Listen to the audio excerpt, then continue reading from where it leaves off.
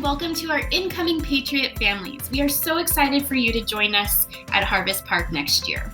Now, we may not know exactly what next year will bring, but there are some general things about Harvest Park and middle school that we would like to share with you. Harvest Park's principal is Mrs. Terry Brenner. We have two vice principals, Mrs. Gigi Silva, who oversees students with the last names A through K, and Mrs. Nicole Hurtado, who oversees students with the last names L through Z. There are three counselors at Harvest Park, Ms. Madeline Lee, who works with students with the last names A through I, Mrs. Katie Pointer, who works with students with the last names J through N, and Mrs. Jen Simpson, who works with students with the last names O through Z. Our projected enrollment for Harvest Park for the 2020-2021 school year is around 1,138 students. As mentioned, there are three counselors at Harvest Park. The job of our counselors are to provide extra support for students academically, socially, and emotionally. This can encompass a lot of different things, so please feel free to reach out to your student's counselor should they need any extra support or if you have any questions on how to support them. Counselors also oversee course selection and scheduling. If you have any questions about your student's academic track, their classes, or their schedule, please reach out to their counselor. Middle school comes with many changes. There are physical changes as your student goes through puberty and experiences the body changes that come with that. They may gain muscle mass, gain strength, their weight may change, and because of this, they definitely need more food and more sleep. Every child matures at different rates. Some students might be a little less mature than their peers, and that is perfectly normal. Middle schoolers also gain concern about their appearance. And this is something that might cause them some anxiety, but we're always here to help guide them through this. This is also a time when personal hygiene and nutrition is so important. As our body changes, we know that different things happen, and as our PE teachers can attest to, deodorant is a very good thing for middle school students. There are also cognitive changes that come with this age. The brain is absolutely a work in progress. Middle school students have an underdeveloped frontal lobe, which could contribute to some poor choices. Their executive functioning skills are also being developed, so over time during middle school, you will see them gain skills in organization, time management, and attention and focus. This may not happen right away, and it may be a frustrating journey, but their job in middle school is to build these executive functioning skills. You also might experience more arguing from your students, and the arguing may become more sophisticated, and it may definitely wear you down. An important thing to remember is to avoid power struggles, set great boundaries with your team, and assert your beliefs and opinions because they really are listening. There are also many social emotional changes that come through this middle school year. It's sometimes a very tumultuous time regarding their emotions as hormones bring on a lot of emotional changes. Middle school students are looking for acceptance, especially from their peers. So you might see a shift in their friend groups, and this is perfectly normal. It definitely comes with its challenges, but their counselors are here to help them through it, and they do come out well on the other side.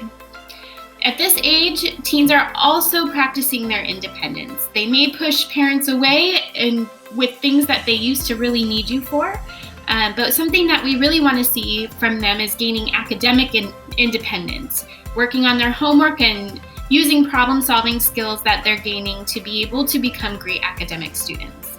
You might see some rebellion and testing of limits at this age, which is why it's so important to stick to your boundaries and limits and always keep your teen from engaging in power struggles. Social media and electronics is definitely a concerning thing during this time.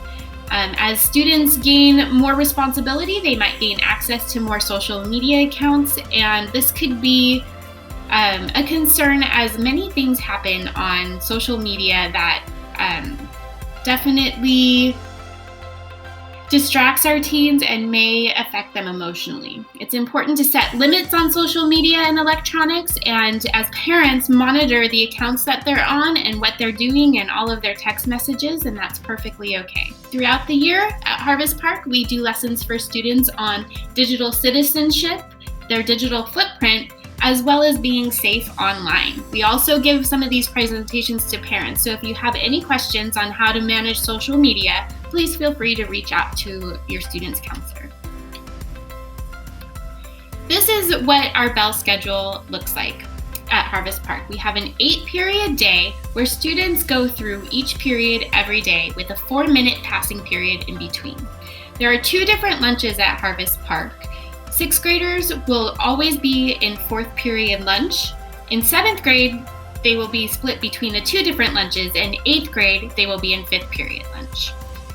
Our schedules remain pretty consistent on Monday, Tuesday, Thursday, and Friday. The start times is 8:35 and the end time is 3:03. Wednesday is a late start day, and students will start at 9:27 and end at 3:03. On Tuesday and Thursday, we have something that we call Flex. A flex period is a 30-minute period on Tuesday and Thursday for students to receive extra academic support, attend counseling groups, make up tests, participate in extension activities, or participate in a study zone. There are many more things that happen during flex time that students can participate in, but this really is a time for students to get extra help if they need it, and if they miss an assignment or a test, they'll have time to make it up during a Tuesday or Thursday flex period. Each week, the students will sign up for their flex using an online system. Teachers may also assign students to a specific flex session. If a student had missed a test in science, their science teacher may pull them into their flex so that they can retake that test. For one-to-one devices, each student will get a new Chromebook. We're not quite sure how these will be handed out, but as we get information, we will make sure to share it with you. So students will keep their device through middle school and turn it in 8th grade.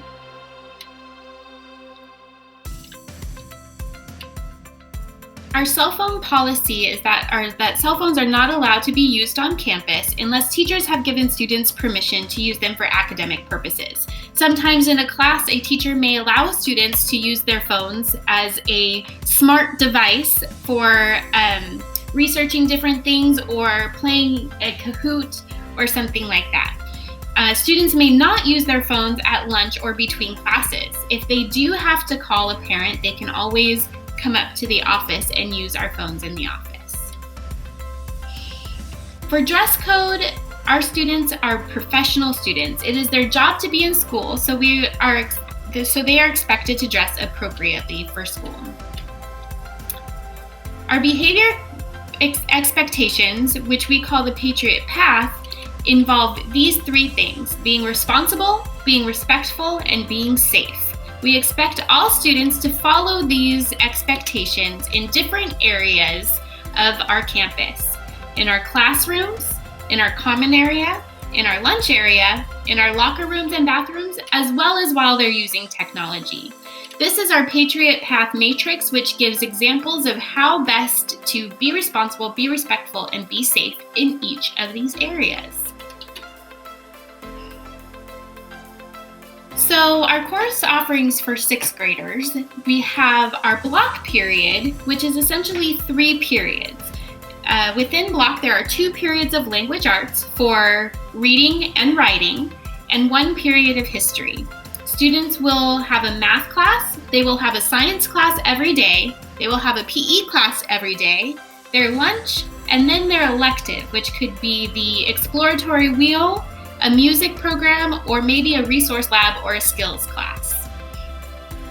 Here are some sample schedules. This is a sample schedule of our 8-period day. So the student can have 2 language arts period and a history period, 4th period lunch, as all 6th graders have, math, and their elective could be wheel, music, a skills class or a lab class, and then PE and science. Now we have what we call an A period. This period starts at 7:35 in the morning and happens 4 days a week, Monday, Tuesday, Thursday, and Friday. Wednesday would still be a late start day for those students who have A period, and they would not start their class with A period. A period classes are longer in duration, spread over the 4 days, so it makes up for the time that they miss on Wednesdays. Here is an example of what a schedule with an A period would look like. They would have A period PE or another class, their regular block class with 2 periods of language arts and 1 period of history, of course their 4th period lunch, a math class, and maybe their music class, their skills class, or their lab class. And then they will have the exploratory wheel as a second elective. And then of course their science class. Here's an overview of the math pathways for middle school. Here is what it looks like for all the way through 12th grade.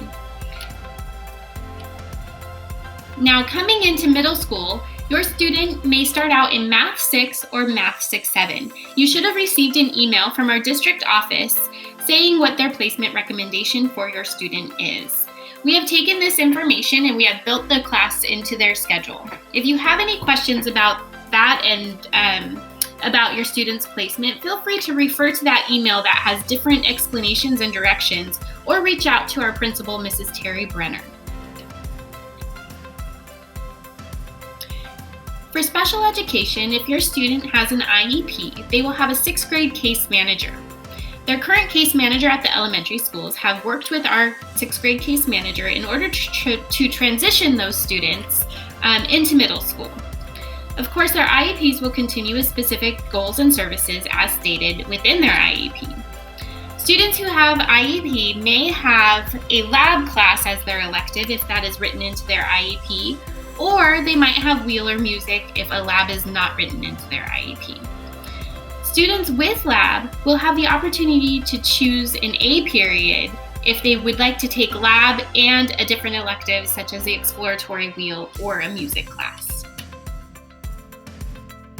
There are many after-school activities at Harvest Park. For sports, we have many different sports that take place in different seasons throughout the school year. Students learn about this and tryouts for these sports through our HBTV broadcast, and parents can learn about it through our website and social media.